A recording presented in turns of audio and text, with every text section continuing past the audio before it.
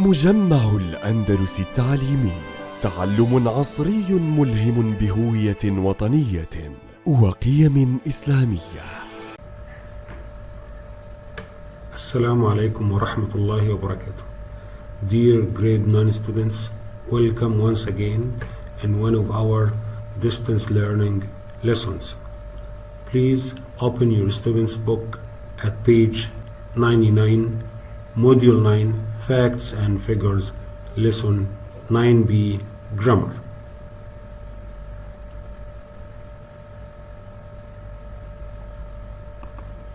So it's module 9, facts and figures, and as we said in previous times, facts and figures means حقائق وأرقام.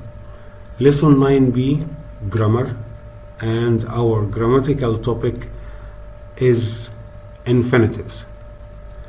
Infinitives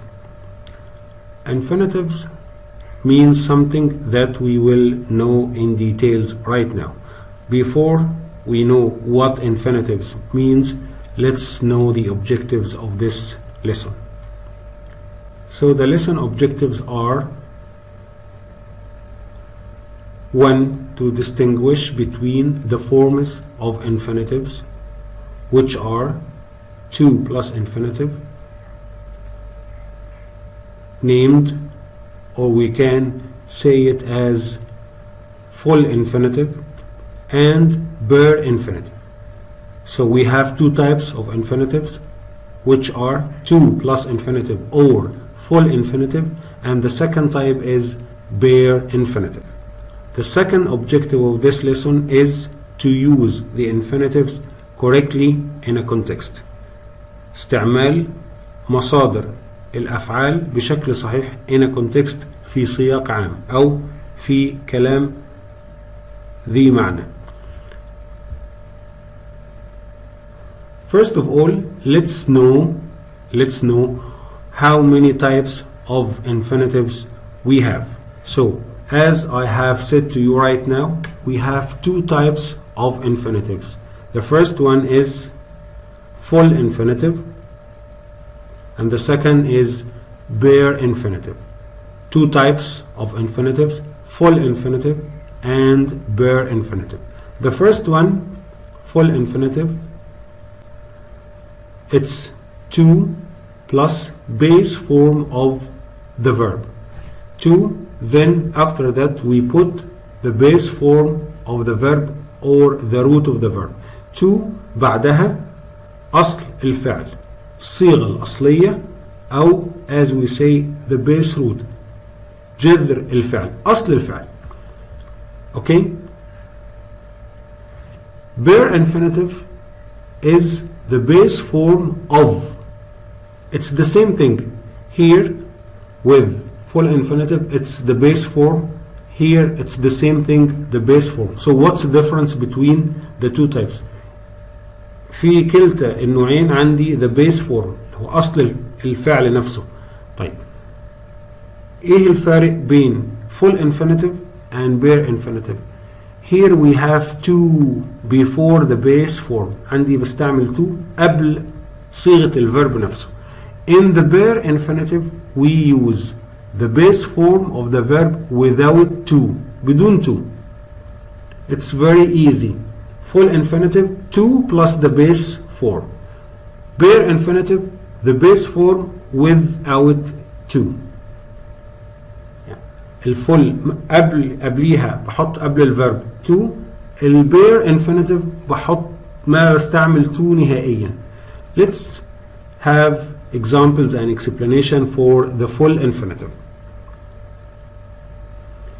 We use it to express purpose. Express purpose، التعبير عن الغرض أو الهدف من الأكشن أو الفعل. I'm going to the supermarket to get some fruit. To get الحصول على. This is the full infinitive. To plus the infinitive أو the base form. To after certain verbs، بعد أفعال معينة أو محددة. Like what? Want to, would like to, would love to, hope, decide, manage, plan, arrange, advise, choose, learn, offer, promise, afford, agree, expect, seem, forget, teach, need, try, tell, refuse, remember. All these verbs are used before the full infinitive. We use one of these, واحد من هذه الأفعال, then to, بعد ذلك نستعمل to, then the base form of the verb, وراها بعدها مباشرة أصل الverb. Example: I haven't managed to find. managed to find. managed to find يعني يستطيع إيجاد أو يستطيع هو يجد. Next one: after it be adjective. في عندي expression بحط السبجكت الفاعل, then verb to be, whether it's in present or past or any other tense, سواء كانت في المضارع أو في الماضي أو أي فعل تاني. then adjective صفة, then to and the full infinitive, بعدها to والمصدر. مثال: it's difficult to explain. it's easy to run. it's good to play. يبقى it is, it the subject is, be adjective, it's good, it was bad, it was difficult, adjective, then to and the base root, to والمصدر. Next one: after question words, بعد أدوات الاستفهام like who, how, what and so on. in indirect questions في اللي هي صيغة الأسئلة في الكلام المنقول.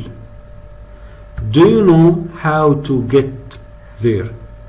Do you know? This is the form of the indirect questions, صيغة اللي هو السؤال المبني المنقول أو غير المباشر. how to get, how to get كيفية الوصول, how to get. So this is the question word, أداة الاستفهام, then to, then get the infinitive. Next one: after certain adjectives, بعد صفات معينة like afraid خائف, surprised متفاجئ أو مندهش, free حر, happy سعيد, ready جاهز, sorry آسف, pleased مسرور إلى آخره. Are you afraid to ask him? Afraid to ask. Afraid, this is the adjective, one of these. To ask, to and the infinitive. Afraid, full infinitive. Afraid to ask him. Next one and the last: after to and enough. To يعني more than enough, أكثر من اللازم. enough بقدر كافي. بستعمل to بعديها adjective صفة, then to, then the infinitive. مثال: you're too young to stay. طبعا في حالة to adjective to infinitive بتدي معنى negation أو معنى النفي, ولكن بدون أي أداة نفي. you're too young صغير جدا to stay out late لتبقى لوقت متأخر في الخارج. يعني you can't do this أو you shouldn't do this, لا يمكنك أو لا ينبغي عليك. too young to stay with to. وقلنا to هنا means more than enough أو too much أكثر من اللازم. enough بمعنى قدر كافي, بحط enough وبعدين to وبعدين الانفينيتيف.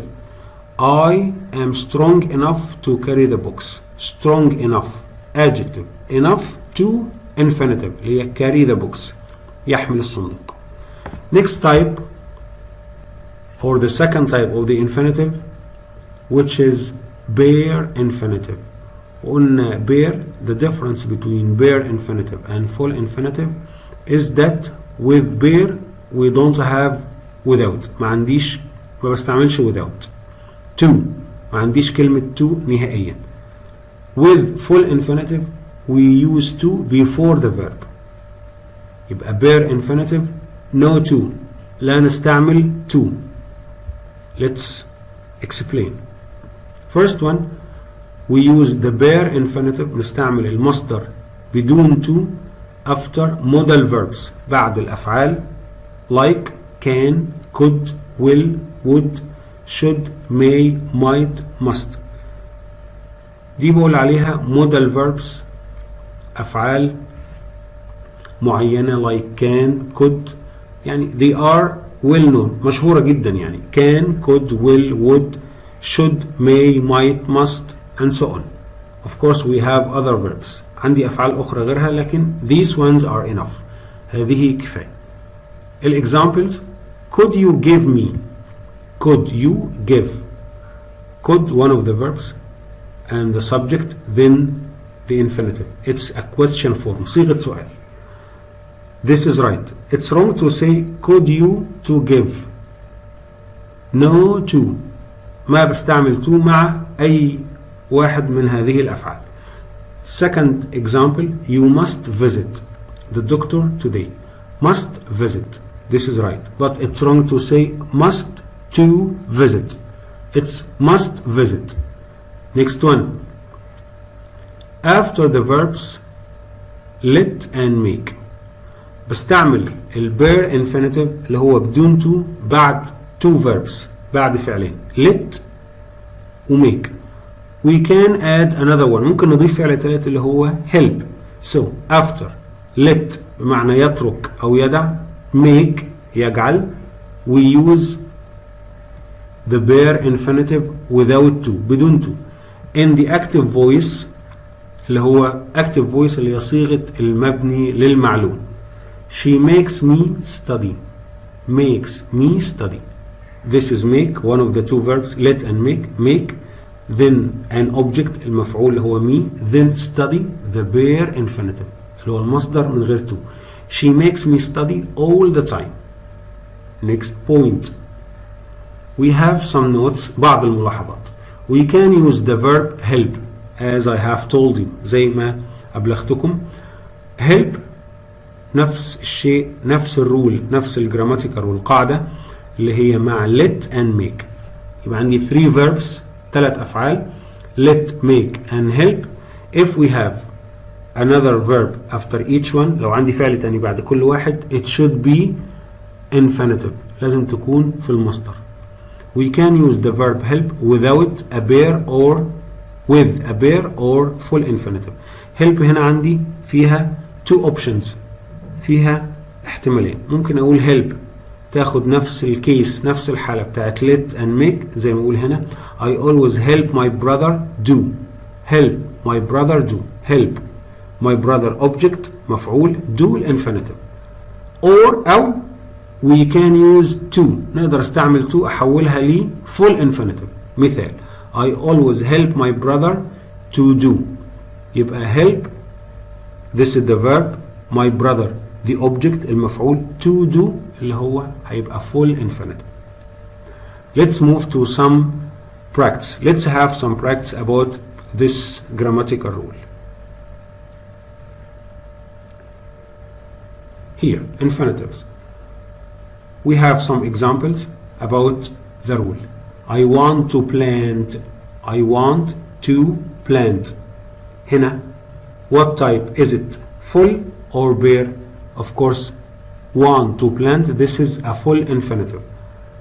المصدر اللي هو قبليه to. These seeds. Is it difficult to do? Is it difficult to do? To do. This is what? This is a full infinitive. دي صيغة مصدر مع to. B. No. Let me show. Let me show you how to plant them. Let me show. This is the first one. This is a bare infinitive. مصدر without to، لأنه عنده معاه واحد من التو verbs اللي قلنا عليهم اللي هو let و make. Let me show. هنا show is a bare infinitive. مصدر من غير to. You how to plant. To plant. This is a full infinitive. Plant هنا الverb المصدر مع to، قبليها to، وقبليها طبعا اللي هي قلنا من الاستعمالات معاها question words، أدوات استفهام. That pot is too small to fit. This is to fit. Too small to fit. This is a full infinitive verb. فعل صيغة المصدر مع to. عندي هنا to اللي هي أكثر من اللازم. small adjective. then to then infinitive. fit بمعنى يناسب أو يلائم يعني. too small to fit. I'll go to the shop to get. هنا المقصود بها أعمل expressing the purpose. تعبير عن الغرض.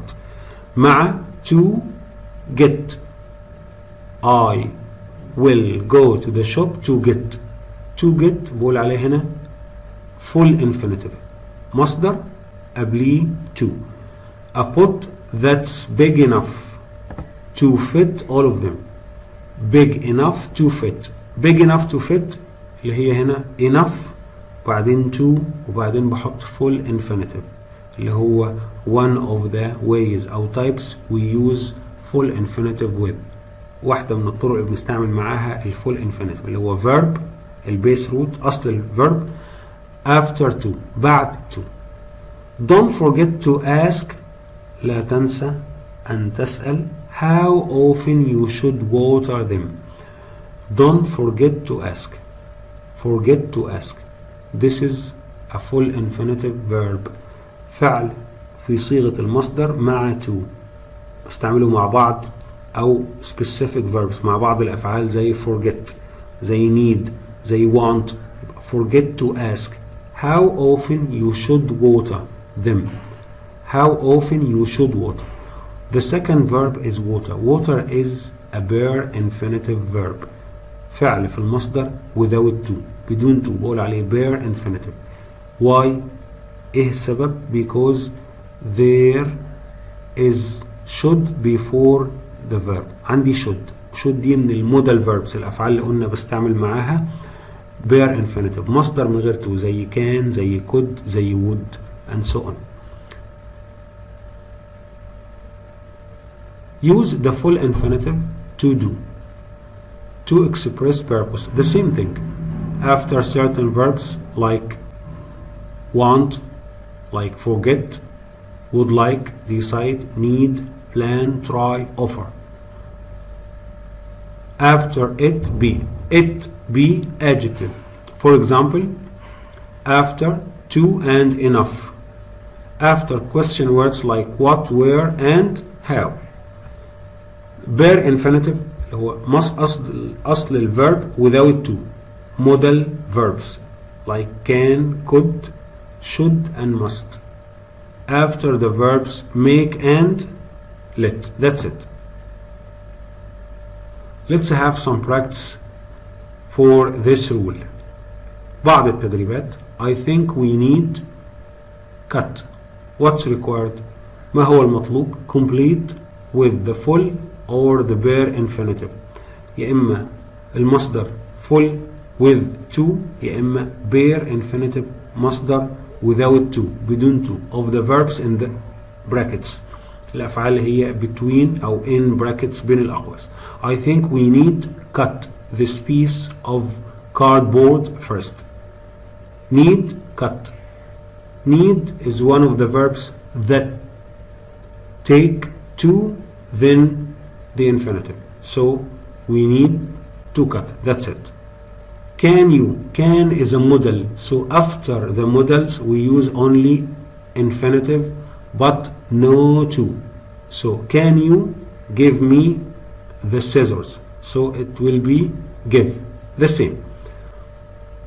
I can't one of the modal verbs واحد من الأفعال مجموعة الأفعال اللي اتفقنا عليها that take the infinitive without to بيجي بعدها المصدر من غير to.